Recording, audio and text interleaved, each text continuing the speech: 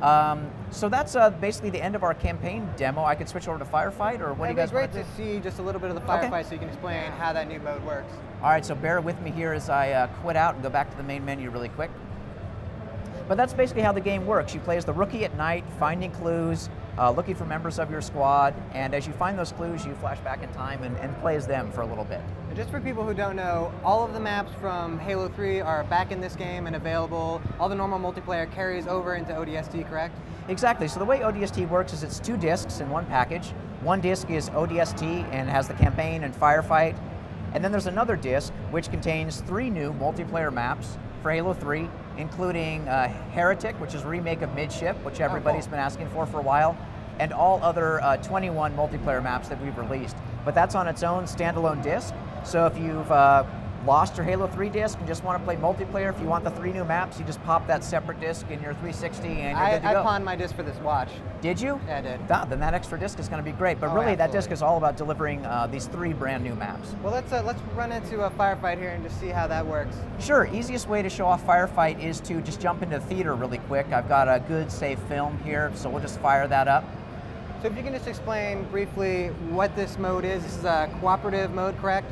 Yes, this is ODST's cooperative game mode. Again, you can play campaign cooperatively, but if you just want to jump into the sandbox really quickly with your friends and experience high-intensity action from the get-go, Firefight's what you want to choose.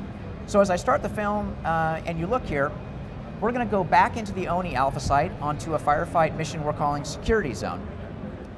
And as the film starts here and gets loaded up, I'll let it play for a second and then break the camera out and show you where you are.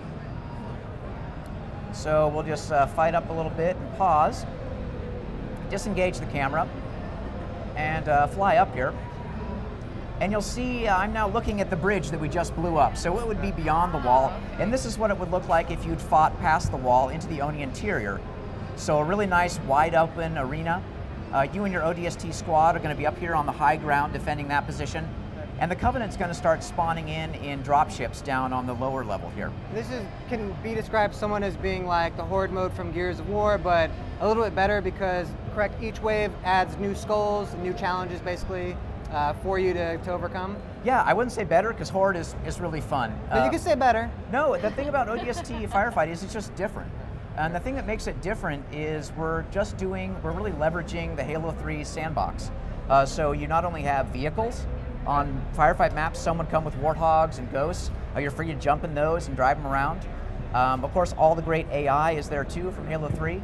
We're implementing a couple new cool things though, which really set it apart too. If you look on the left-hand side of the screen, you see these icons, the hammer and the clover and the skull with one eye.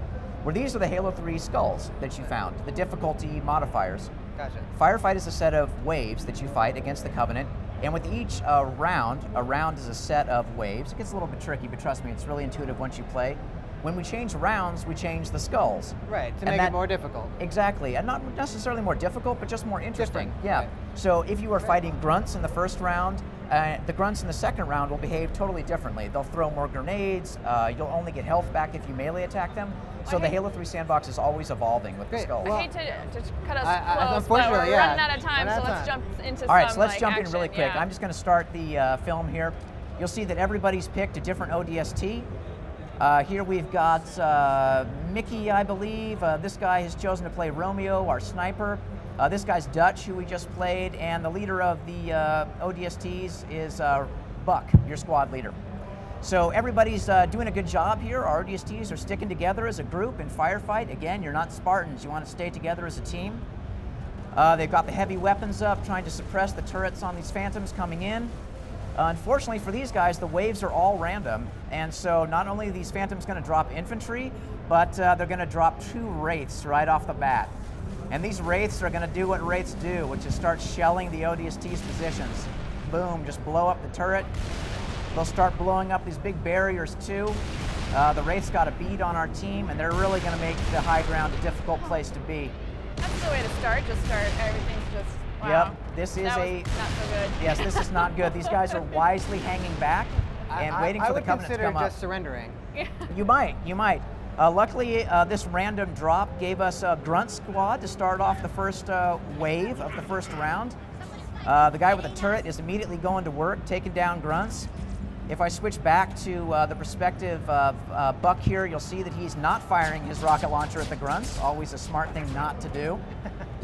And this is where we really start to show off the scoring element. We've brought Halo 3 campaign scoring into Firefight. Right. So if I switch over to Mickey here, you'll see that as he takes down these grunts, he's going to get scores for headshots.